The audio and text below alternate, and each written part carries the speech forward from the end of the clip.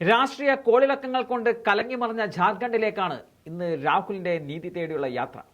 804 kilometre 8 ദിവസങ്ങൾ കൊണ്ട് 13 ജില്ലകൾ കവർ ചെയ്യുക എന്നതാണ് പ്ലാൻ.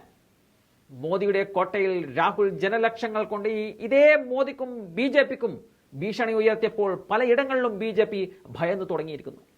അതുകൊണ്ട് കൂടിയാണ് പാലം വലിക്കൽ രാഷ്ട്രീയത്തിന്റെ പുതിയ വഴിത്താരകൾ വീണ്ടും അവർ വെട്ടിത്തുടങ്ങിയത്. അതിലാദ്യം ബീഹാറിൽ, ഇപ്പോഴത്തെ ജാർഖണ്ഡിലും.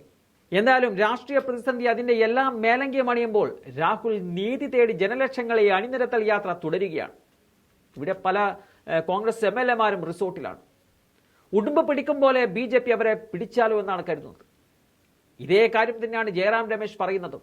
യാത്രയുടെ വിജയത്തിൽ വിരളി കൊണ്ടാണ് ജാർഖണ്ഡിൽ ബി ജെ പി രാഷ്ട്രീയ പ്രതിസന്ധി സൃഷ്ടിച്ചത് എന്നതായിരുന്നു അദ്ദേഹത്തിന്റെ വാദം. പക്ഷേ പിന്നോട്ടില്ലാത്ത യാത്ര ജാർഖണ്ഡിൽ നിന്നും വീണ്ടും ബീഹാറിലൂടെ ഉത്തർപ്രദേശിലേക്ക് കടക്കുകയാണ്, യോഗിയുടെ കോട്ടയിലേക്ക്. ഫെബ്രുവരി 14-നാണ് ആ കോട്ട പൊളിച്ചെടുക്കാൻ ജനലക്ഷങ്ങളുമായി രാഹുൽ എത്തുന്നത്. അതിനിടയിൽ ജാർഖണ്ഡിൽ പുതിയ സർക്കാർ ഉണ്ടാക്കാൻ ചെമ്പൈ സോറനെ ഗവർണർ ക്ഷണിച്ചിരിക്കുകയാണ്. ഇന്ന് ചെമ്പൈ സോറന്റെ സത്യപ്രതിജ്ഞ നടക്കും. MLA-മാരെ റിസോർട്ടിലേക്ക് മാറ്റാൻ നീക്കം നടക്കുന്നതിനിടെയാണ് സർക്കാർ ഉണ്ടാക്കാൻ ചെമ്പൈ സോറനെ ഗവർണർ ക്ഷണിച്ചിരിക്കുന്നത്. BJP അട്ടിമറിയൻ നീക്കം നടത്തുന്നതായി JMM ആരോപിച്ചതിന് പിന്നാലെയാണ് MLA-മാരെ റിസോർട്ടിലേക്ക് മാറ്റാൻ നീക്കം നടന്നത്. ഹേമന്ത് സോറന്റെ അറസ്റ്റിന് പിന്നാലെ BJP ഭരണ അട്ടിമറി നീക്കങ്ങൾ നടത്തുന്നുവെന്നതായിരുന്നു JMM പാർട്ടിയുടെ ആരോപണം. അഭ്യൂഹങ്ങൾ ശക്തമായതോടെ ഭരണകക്ഷി MLA-മാരെ ഹൈദരാബാദിലെ റിസോർട്ടിലേക്ക് മാറ്റാൻ ശ്രമം തുടങ്ങിയിരുന്നു.